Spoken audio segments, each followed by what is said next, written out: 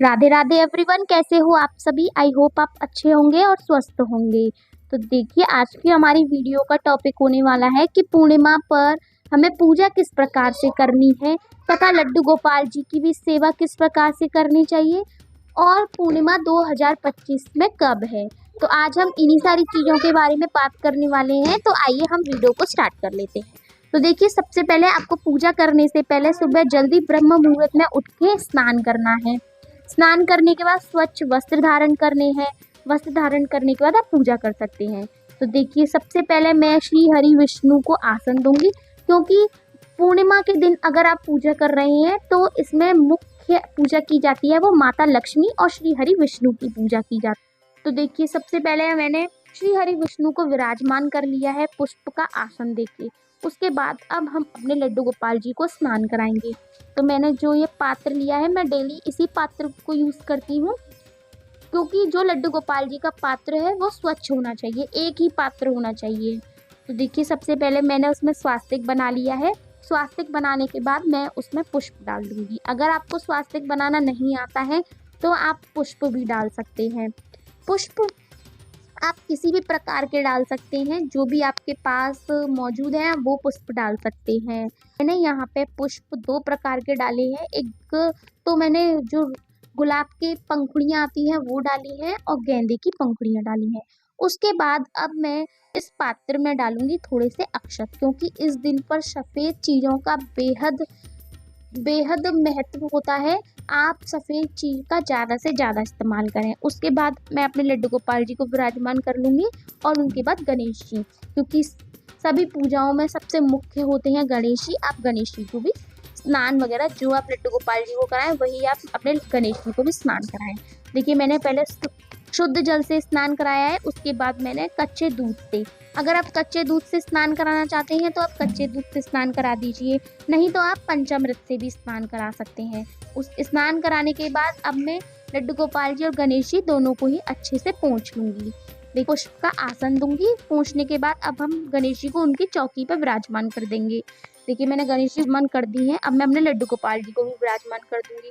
तो देखिए, ये आपको एक छोटी सी लुटिया में जल ले लेना है। उसके बाद आपको थोड़ा सा गंगा जल मिला लेना है। उसके बाद अपने भाव से श्री हरि की तस्वीर पे आप स्नान भाव से उनको स्नान करा सकते हैं। अगर आपके पास विग्रह है तो आप पंचामृत से स्नान करा दीजिए, नहीं तो आप मेरी तरह, अगर आपका तस्वीर है तो मेरी तरह स्नान करा दीजिए। उसके बाद आपको ये जो जल है वो अपने घर के चारों तरफ छिड़क देना है। उसके बाद अब मैं अपने लड्डू गोपाल जी को पोशाक धारण कराऊंगी। तो देखिए, मैंने अभी आपको बताया है कि आपको इस दिन पर वाइट चीज़ों का ज़्यादा यूज़ करना है, क्योंकि पूर्णिमा पे सफ़ेद चीज़ों का महत्व होता है। तो मैंने अपने लड्डू गोपाल जी को ये सिल्वर कलर की, ये वाइट चंद्रमा जैसे ही कलर की पोशाक है, मैं ये धारण कराने वाली हूँ। अगर आपके पास वाइट है तो आप वाइट पहना दीजिए। अगर आपके पास वाइट नहीं है तो आप किसी और भी रंग की पोशाक उनको पहना सकते हैं। देखिए, अब मैंने पोशाक पहनाने के बाद अब मैं अपने लड्डू गोपाल जी और सभी भगवान को मैं इत्र सेवा दूंगी। देखिए, मैंने गणेश जी को इत्र लगा दिया है और मैंने श्री हरि विष्णु की तस्वीर पर भी इत्र लगा दिया है। इत्र, क्योंकि आज के दिन आपको सुगंधित चीज़ों का ज़्यादा से ज़्यादा ध्यान रखना है। अब मैं लड्डू गोपाल जी को श्रृंगार करूंगी। देखिए, मैंने ये माला पहनाई है। गर्मियों का टाइम अधिक है तो आप अपने लड्डू गोपाल भी श्रृंगार ना करें, आप उनको सिंपल जो भी आप ज्वेलरी पहनाना चाहते हैं सिंपल सिंपल वो पहना सकते हैं। तुलसी माला पहना दीजिए, वैजंती माला पहना दीजिए, तो छोटे छोटे से जो कान के कुंडल आते हैं आप वो पहना दीजिए। और बांसुरी तो लड्डू गोपाल जी की प्रिय है, वो तो उनके पास हमेशा रहनी चाहिए। मैंने साथ में ही व्हाइट कलर का मुकुट लगाया है।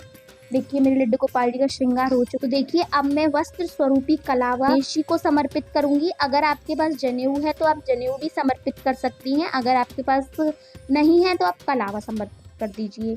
और देखिए, उसके बाद हम भगवान श्री हरि विष्णु की तस्वीर है उनको भी वस्त्र स्वरूपी कलावा समर्पित कर देंगे। कलावा समर्पित करने के बाद अब हम लगाएंगे चंदन से टीका। देखिए, मैंने लड्डू गोपाल जी को चंदन से टीका लगाया है। और देखिए, आप लड्डू गोपाल जी को चंदन और रोली दोनों का ही टीका कर सकते हैं, लेकिन आप गणेश जी को रोली का टीका नहीं कर सकती हैं, तो आप उनको चंदन का टीका ही लगाएं।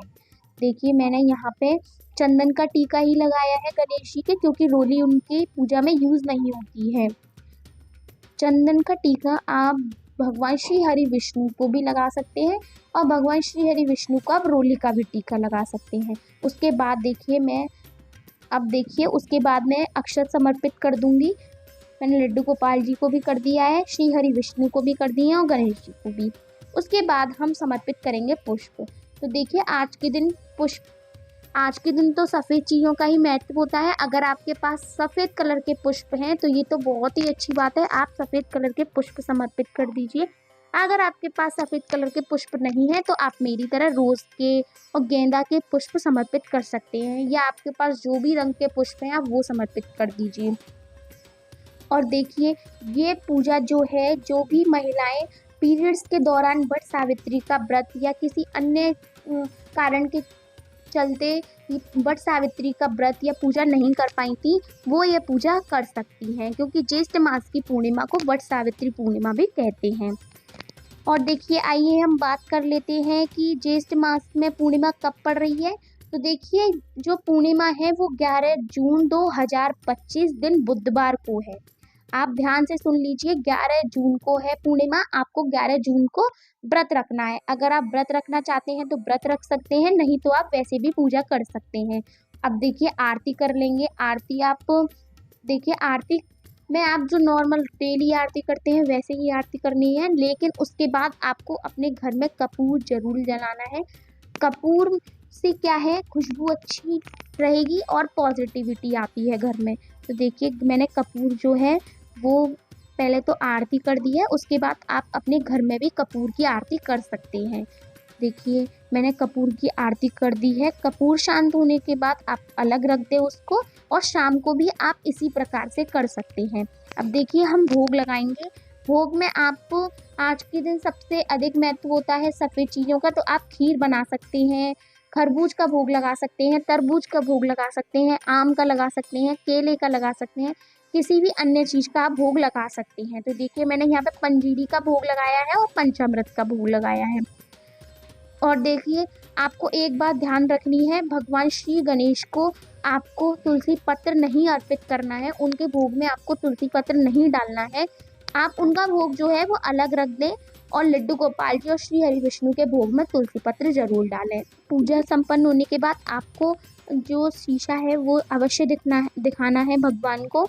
शीशा दिखाने के बाद, और मैं आपको एक बात बता दूं, जैसे हमने सुबह पूजा की है वैसे ही हमको शाम को करनी है।